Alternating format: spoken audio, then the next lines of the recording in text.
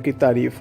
आज हम बात करेंगे रतन टाटा जी के बारे में। आज हम बात करेंगे उस इंसान की जो आज भी एक बडिंग एंटरप्रेन्योर के लिए इंस्पिरेशन है और लोग उनकी विजन की जितनी सराहना करते हैं उतनी ही उनकी हम्बल नेचर की तारीफ।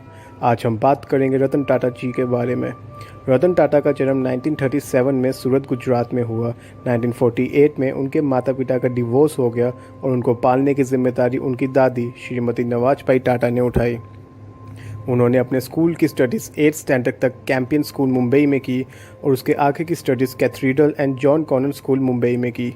1955 में वो यूनाइटेड स्टेट्स ऑफ अमेरिका चले गए, जहां उन्होंने कॉर्नेल यूनिवर्सिटी से बैचलर्स इन आर्किटेक्चर की और उसके बाद हार्वर्ड बिजनेस स्कूल से एडवांस मैनेजमेंट प्रोग्राम किया। अपने कैरियर की स्टार्टिंग में उन्होंने IBM कंपनी में भी जॉब करी, पर उनकी दादी की तबीयत ठीक नहीं रहती थी और उन्होंने डिसाइड किया कि वो वापस आना चाहते हैं।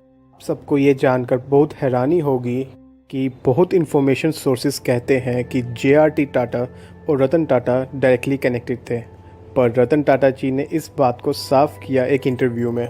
टाटा जी ने एक इंटरव्यू में कहा कि वे पहले से JRT टाटा जी को नहीं जानते थे। इसे सुनकर सिमी गरेवाल बहुत शॉक हो गई।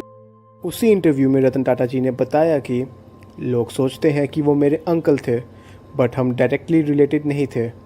मेरी उनसे पहली मुलाकात हुई जमशेदपुर में और हमारा कॉमन टॉपिक ऑफ डिस्कशन था फ्लाइंग, जो कि हमारा कॉमन इंटरेस्ट भी था।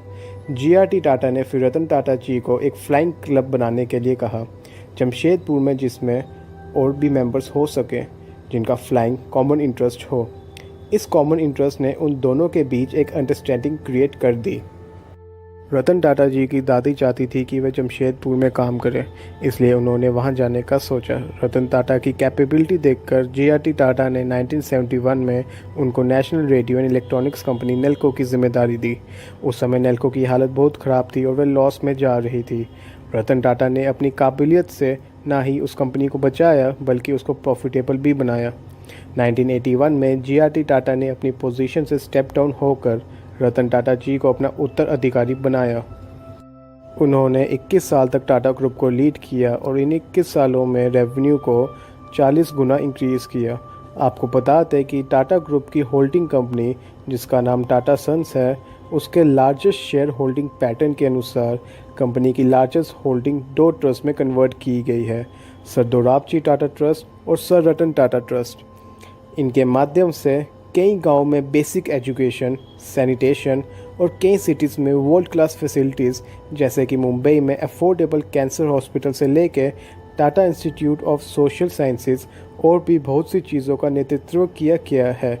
आपको जानकर हैरानी होगी कि टाटा सन्स में रतन टाटा जी का खुद का शेयर बस 0.83% है। उस अमाउंट को भी वो स्टार्टअप्स की फंडिंग में लगा देते हैं, जैसे कि ओला, जिवामे और ऐसे बहुत से स्टार्टअप्स में रतन टाटा जी ने फंडिंग करी है। कहा जाता है कि एक बार रतन टाटा जी टाटा मोटर्स को बेचने के लिए फोर्ड कंपनी के पास गए, तो फोर्ड कंपनी के रिप्रेजेंटेटिव्स ने उन्हें हंसते हुए कह दिया कि तुम इंडियंस से जब ये सब मैनेज नहीं होता तो क्यों करते हो। ये सुनकर उनको बहुत गुस्सा आ गया और वो डील कैंसिल करके आ गए। कुछ साल बाद ही फोर्ड की JLR सेगमेंट, जो कि जैगुआर लैंड रोवर है, वो बहुत लॉस में चल रही थी। उनकी डील लेकर वो टाटा मोटर्स के पास आए। तब उन्होंने कहा कि एक इंडियन ही जानता है कि इसको कैसे चलाना है। हार्वर्ड बिजनेस स्कूल में इंडियन स्टूडेंट्स के लिए उन्होंने फंड्स भी अरेंज किए हैं ताकि वो स्कॉलरशिप लेकर अपने करियर पर ध्यान दे सकें। यहाँ तक कि हार्वर्ड में एक हॉल का नाम भी उनके नाम पर रखा गया है। 2012 में उन्होंने रिटायरमेंट लेने के सोचा और स्टेप डाउन हो गए। उनके ही नेतृत्व में टाटा कंसल्टेंसी सर्विस इंडिया की सबसे बड़ी एम्प्लॉयमेंट प्रोवाइड करने वाली कंपनी बनी। सिर्फ इंडिया में नहीं बल्कि TCS ने पूरी दुनिया में एम्प्लॉयमेंट प्रोवाइड की। टाटा ग्रुप ने वुमेन एम्पावरमेंट को भी बहुत अच्छे तरीके से बढ़ावा दिया। उन्होंने मिडल ईस्ट देश रियाद में ऑल वुमेन TCS भी बनाई, जिसकी हर किसी ने सराहना की। आज दुनिया भर में TCS के 285 ऑफिस हैं और ताज की 150 प्लस होटल्स हैं। टाटा ग्रुप की company Titan middle east countries में सबसे ज़्यादा वॉचेस बेचने वाली कंपनी है। अमेरिका में टाटा ग्रुप ही स्टील, कॉफ़ी और सोडा ऐश का लार्जेस्ट मैन्युफैक्चरर है।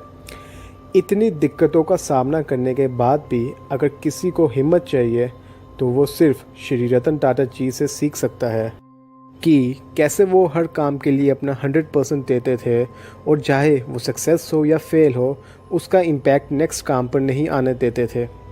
अपनी पोजीशन से रिटायर होने के बाद भी वो आज भी अपने ऑफिस जाते हैं और नॉर्मल रूटीन फॉलो करते हुए अपने काम को पूरी डेडिकेशन से करते हैं। हमें ना कि ऐसे इंसान की सिर्फ सराहना करनी चाहिए, बल्कि सीखना चाहिए कि ज़िंदगी में जितने भी अप्स एंड डाउन आए, बट अपने आप को संतुलित रखना चाहिए ताकि हम अपने गोल की तरफ बढ़ते जाएं। तो ये थी कहानी रतन टाटा जी के बारे में। शुक्रिया।